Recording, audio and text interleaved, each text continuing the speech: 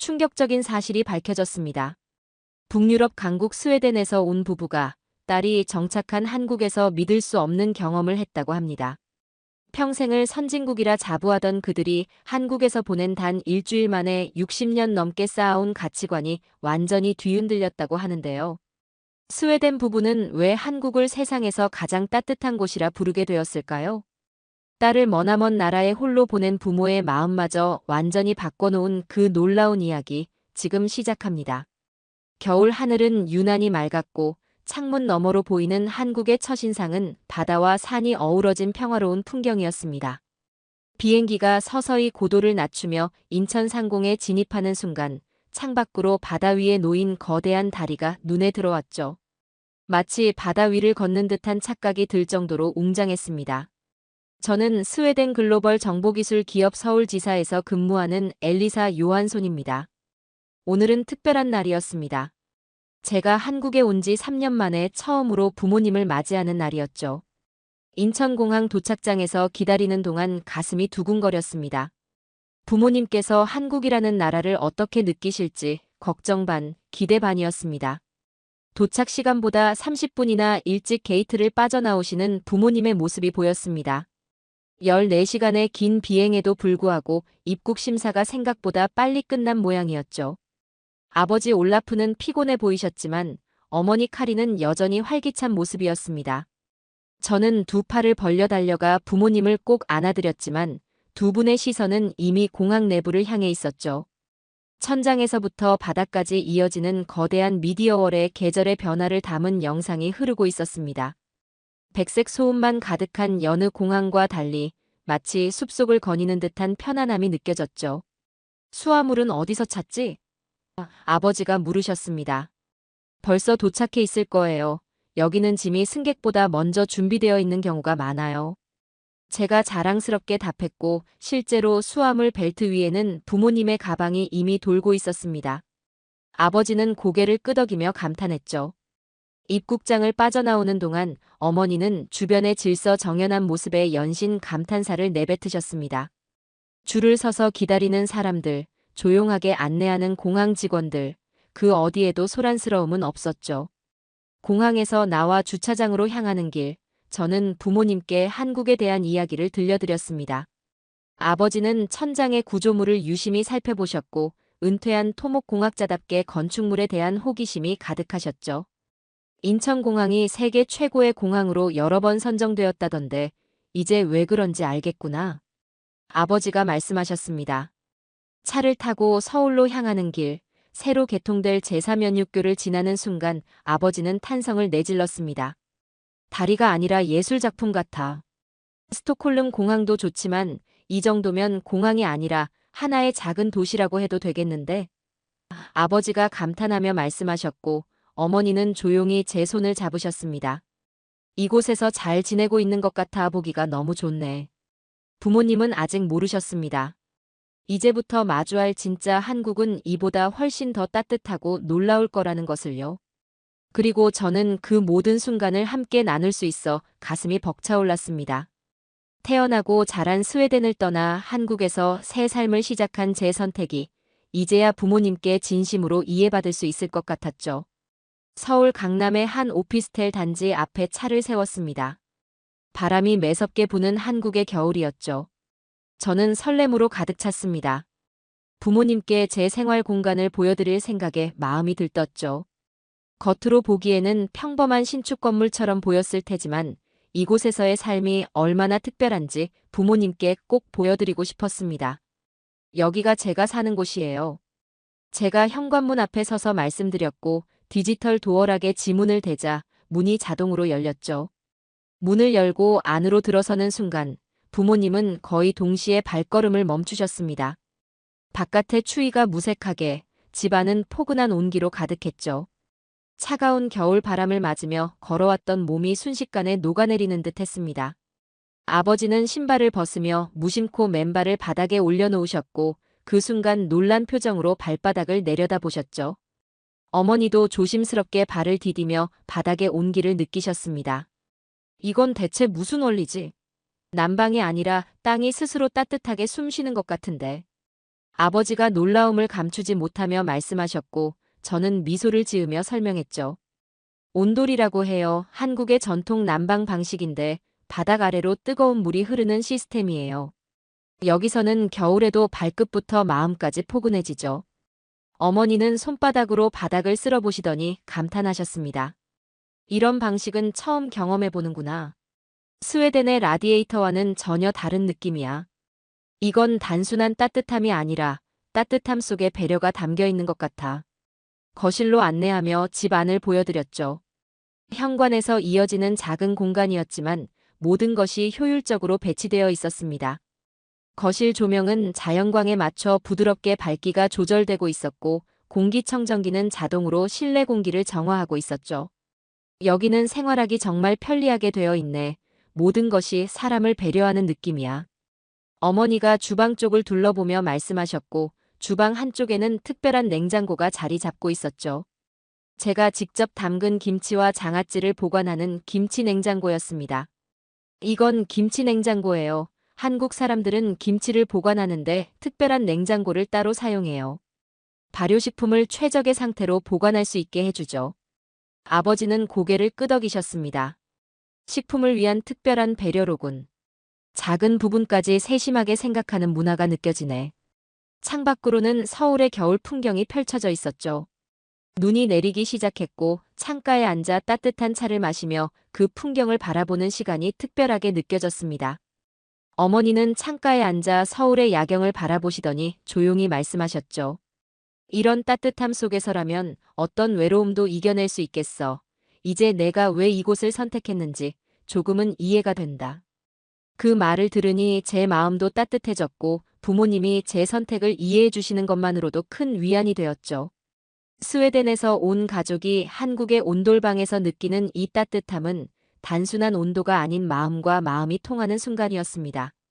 첫날 밤 시차 적응이 되지 않은 부모님은 한밤중에 잠에서 깨어나셨습니다. 시계를 보니 새벽 2시를 가리키고 있었죠. 스웨덴에서는 한창 활동 시간이지만 한국에서는 깊은 밤이었습니다. 부모님은 침대에서 뒤척이며 다시 잠들기 위해 노력하고 계셨죠. 혹시 깨어 계세요? 제가 조용히 방문을 두드리며 물었습니다. 시차 때문에 잠이 안 오는구나. 어머니가 대답하셨고 저는 조심스럽게 제안했습니다. 그럼 잠깐 산책 어떠세요? 서울의 밤을 보여드릴게요. 아버지는 의아한 표정을 지으셨습니다. 이 시간에 산책이라고? 안전하기는 한 거니? 한국은 세계에서 가장 안전한 나라 중 하나예요. 특히 서울은 밤에도 많은 사람들이 활동하죠. 제가 자신 있게 대답했습니다. 부모님은 반신반의하는 표정이셨지만 결국 외투를 챙겨 입으셨습니다. 엘리베이터를 타고 내려와 거리로 나섰을 때 부모님은 놀라움을 감추지 못하셨죠. 새벽 2시임에도 거리는 은은한 조명으로 밝게 빛나고 있었고 곳곳에서 사람들이 오가고 있었습니다. 스톡홀름에서는 이 시간에 거리에 나가는 건 상상도 할 수 없는 일인데 믿을 수가 없네. 아버지가 주변을 둘러보며 말씀하셨고 우리는 밤거리를 따라 걸었습니다. 편의점은 환하게 불을 밝히고 있었고 몇몇 식당도 영업 중이었죠. 늦은 시간임에도 버스는 정시에 도착했고 도로 위로는 택시가 오갔습니다. 조금 더 걸어가다 보니 길가 벤치 위에 놓인 핸드폰과 지갑이 눈에 들어왔습니다. 이상하게 아무도 신경 쓰지 않는 듯했고 저는 부모님께 설명했죠. 아마 누군가 잠시 화장실에 간 동안 자리를 맡아둔 거예요. 곧 돌아올 거고 한국 사람들은 아무도 그 물건에 손 뗄 생각도 안 하죠. 실제로 잠시 후 한 청년이 돌아와 자신의 물건을 챙기는 모습을 보았고 당연하다는 듯이 벌어지는 광경이었죠. 아버지는 말없이 그 광경을 오래도록 바라보셨고 아버지가 깊은 감명을 받은 듯 말씀하셨습니다. 치아는 그냥 주어지는 게 아니야. 모두가 지키려고 애쓸 때 만들어질 수 있는 거지. 우리는 작은 공원을 지나가게 되었고 공원 한쪽에는 자전거 여러 대가 아무런 잠금 장치 없이 세워져 있었죠. 그 옆으로는 젊은 커플이 늦은 시간임에도 데이트를 즐기고 있었고 혼자 산책하는 여성도 보였습니다. 스웨덴도 안전한 나라라고 생각했는데 이건 또 다른 차원의 안전이구나. 어머니가 감탄하며 말씀하셨습니다. 길을 걷다 보니 작은 무인 가게도 발견했습니다. 문이 열린 채로 주인은 보이지 않았고 계산대만 덩그러니 있었죠. 상품 옆에는 작은 저금통과 카드 단말기가 놓여 있었고 사람들은 필요한 물건을 가져가고 돈을 내고 있었습니다. 이건 정말 믿기 힘든 광경이네. 아버지가 고개를 절레절레 흔들며 말씀하셨고 저는 미소를 지었습니다. 한국은 서로에 대한 신뢰가 문화로 자리 잡은 곳이에요. 이건 법이나 감시 때문이 아니라 사람들의 마음에서 우러나오는 거죠. 부모님과 함께했던 그 새벽 산책은 한국에 대한 저의 설명보다 더 많은 것을 전해주었습니다. 말로 표현할 수 없는 신뢰의 문화, 그것이 제가 이 나라를 사랑하게 된 이유 중 하나였죠. 다음 날 아침, 아버지는 얼굴을 찡그리며 침대에서 일어나셨습니다. 14시간의 비행과 시차 적응으로 허리에 무리가 왔던 모양이었죠. 식탁에 앉으실 때마다 불편한 표정을 감추지 못하셨습니다. 아버지, 괜찮으세요? 제가 걱정스럽게 물었죠. 괜찮아. 그냥 오래 앉아 있어서 그런 거야. 아버지가 미소를 지으려 애쓰며 말씀하셨지만 아버지의 표정에서 통증이 심각하다는 것을 알 수 있었죠. 점심 식사 후 아버지는 의자에서 일어나려다 통증 때문에 잠시 멈춰 서셨습니다. 저는 더 이상 미룰 수 없다고 판단했죠. 병원에 같이 가봐요. 근처에 아는 대학병원이 있어요. 제가 단호하게 말했고 어머니도 동의하셨죠. 그래, 무리하지 말고 한번 검사를 받아보는 게 좋겠어. 아버지는 처음에는 망설이셨습니다. 병원에 가면 하루 종일 기다려야 하지 않을까? 그냥 조금 쉬면 나아질 거야. 한국 병원은 다를 테니 믿고 따라오세요. 제가 자신 있게 말했고 택시를 타고 15분 만에 대학병원에 도착했습니다. 넓은 로비에는 사람들이 많았지만 놀랍게도 질서정연했죠. 접수 창구로 향했고 아버지의 여권과 여행자 보험 정보를 제출했습니다. 외국인 환자시군요. 간단한 서류 작성 후 바로 진료 받으실 수 있습니다. 접수 담당자가 말했죠. 서류 작성을 마치고 5분도 채 지나지 않아 아버지의 이름이 호명되었습니다. 부모님은 믿기지 않는다는 표정을 지으셨죠. 진료실로 들어가자 의사가 친절하게 맞아주었습니다. 어디가 불편하신가요? 의사가 영어로 물으셨고 아버지는 허리 통증에 대해 설명하셨습니다. 장거리 비행 후에 허리가 아프기 시작했고 이상하게 다리도 저립니다. 의사는 귀에 깊게 들으신 후 간단한 신체 검사를 하셨죠. 디스크 문제일 수 있으니 정확한 진단을 위해 바로 MRI 촬영을 해보시죠. MRI요? 그건 보통 예약하고 몇 주 기다려야 하는 것 아닌가요? 아버지가 놀라며 물으셨습니다. 의사는 미소를 지으셨죠. 여기서는 지금 바로 가능하니 검사실로 안내해 드릴게요. 우리는 검사실로 이동했고 놀랍게도 바로 검사가 시작되었습니다. 준비와 촬영을 포함해 30분이 채 걸리지 않았죠. 검사가 끝나고 대기실에서 결과를 기다리는 동안 아버지는 놀라신 듯 했습니다. 스웨덴에서는 이런 검사를 받으려면 최소 반년은 기다려야 하는데 이건 말도 안 되는구나. 아버지가 감탄하며 말씀하셨죠. 결과는 놀랍게도 의사의 컴퓨터 화면으로 바로 전송되었고 의사는 우리를 다시 진료실로 불러 검사 결과를 보여주셨죠. 다행히 심각한 디스크는 아니었고 약물 치료와 물리 치료로 호전될 수 있다고 했습니다. 약은 바로 처방해 드릴게요. 병원 내 약국에서 받으실 수 있습니다. 그리고 지금 바로 물리치료실로 가셔서 치료받으실 수 있어요. 의사가 친절하게 설명하셨죠. 모든 과정을 마치고 병원을 나서는데 채 2시간이 걸리지 않았습니다. 아버지는 이미 통증이 한결 나아진 표정이셨죠. 한국은 효율을 넘어 그 효율 속에 담긴 배려가 특별해요. 기다림을 줄이는 것은 단순한 편리함이 아니라 사람의 가치를 인정하는 방식이니까요. 다음 날 저는 부모님을 명동으로 모시고 갔습니다. 서울의 중심가를 경험하시길 바랐죠. 복잡한 거리를 걷던 중 아버지가 갑자기 발걸음을 멈추시더니 눈을 찡그리며 먼 곳의 간판을 보려고 애쓰는 모습이 보였습니다. 아버지, 무슨 일 있으세요? 제가 물었습니다. 아니, 그냥 글씨가 잘 안 보여서 말이야. 요즘 들어 노안이 심해진 것 같아. 아버지가 대답하셨고 어머니가 걱정스러운 표정으로 말씀하셨습니다. 스웨덴에서도 안경 새로 맞춰야 한다고 했는데 벌써 2년이나 미루고 있으셔. 저는 잠시 생각에 잠겼다가 밝게 말했죠. 여기 근처에 좋은 안경점이 있는데 한번 들러볼까요? 아버지는 망설이셨습니다. 시간도 오래 걸릴 텐데 여행 중에 안경을 맞추는 건 좀 그렇지 않을까? 한국에서는 그렇지 않아요. 한번 경험해 보세요. 제가 자신 있게 말했죠.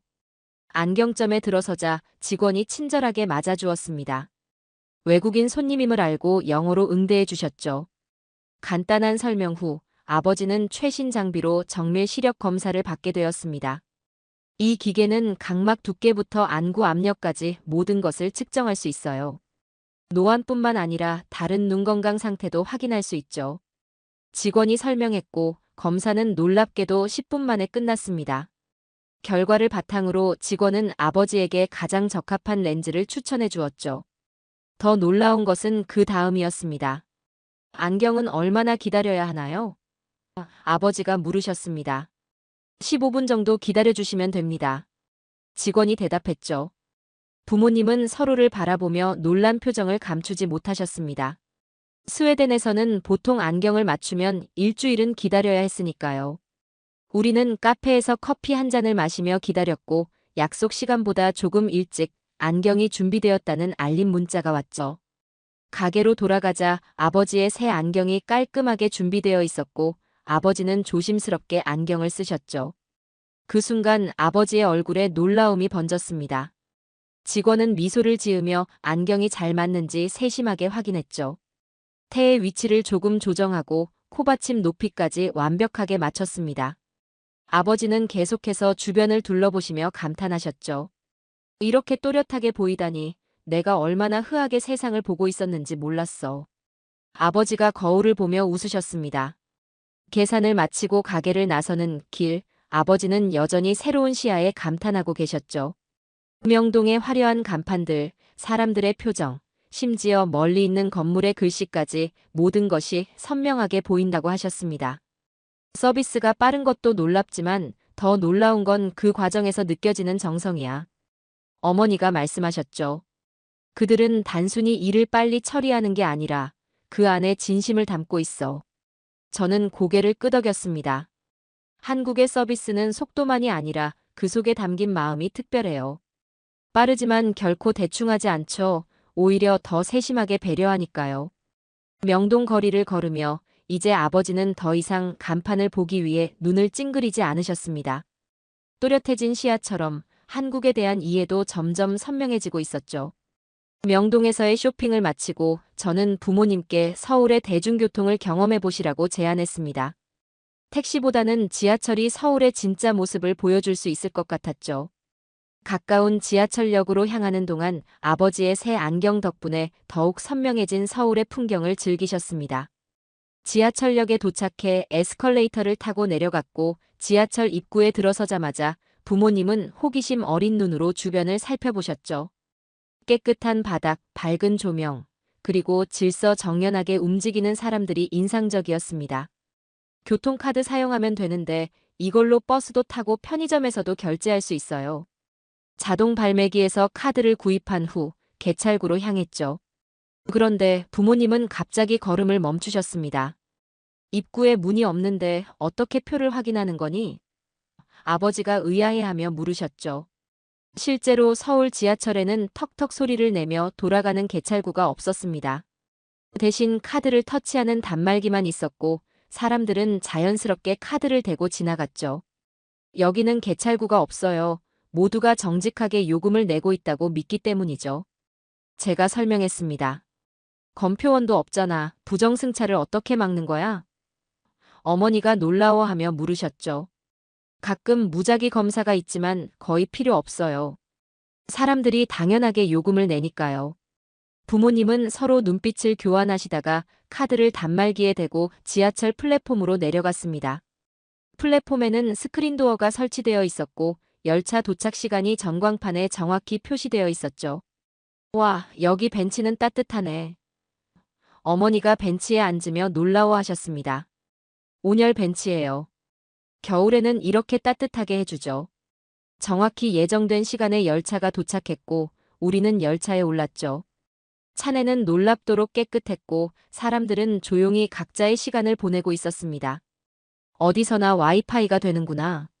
아버지가 스마트폰을 확인하며 말씀하셨죠. 네, 지하철 안에서도 무료 와이파이가 제공되고 어디서든 연결이 잘 끊기지 않아요. 제가 자랑스럽게 말했습니다. 몇 정거장을 지나는 동안 부모님은 질서정연한 승하차 모습과 노약자석을 양보하는 시민들의 모습을 유심히 지켜보셨죠. 특히 노인분들에게 자리를 양보하는 학생들의 모습에 어머니는 감동하신 듯 했습니다. 한 정거장에서 임산부가 타자 즉시 자리를 양보하는 청년의 모습을 보고 아버지가 깊은 생각에 잠기셨죠. 한참을 침묵하시더니 조용히 말씀하셨습니다. 진짜 선진국은 법으로 움직이는 곳이 아니라 사람들의 약속이 지켜지는 곳이구나. 아버지의 말씀에 깊은 통찰이 담겨 있었고 저는 고개를 끄덕였습니다. 그래서 제가 이 나라를 사랑하게 된 이유 중 하나예요. 편리함을 넘어서는 신뢰, 그게 이 사회의 근간이니까요. 목적지에 도착해 지하철에서 내리며 어머니가 제 손을 꼭 잡으셨습니다. 내가 이곳에서 지내는 모습을 보니 안심이 되는구나. 이런 사회에서라면 우리 딸이 안전하게 지낼 수 있을 것 같아. 그 말씀에 제 마음이 따뜻해졌죠. 스웨덴에서 온 부모님이 서울 지하철에서 발견한 것은 단순한 대중교통 시스템이 아니라 서로를 존중하고 배려하는 사회의 모습이었습니다. 서울에서의 마지막 날 밤이었습니다. 하루 종일 도시를 둘러본 후 부모님과 함께 숙소로 돌아오는 길이었죠. 이제 곧 헤어진다는 생각에 마음 한구석이 쓸쓸해졌습니다. 그때 갑자기 아버지가 입을 여셨죠. 배가 좀 고픈데 간단히 먹을 만한 곳이 있을까? 아버지가 물으셨습니다. 시계를 보니 밤 11시가 넘어가고 있었죠. 스웨덴이었다면 이 시간에 문을 연 식당을 찾기는 어려웠을 테지만 저는 미소를 지었죠.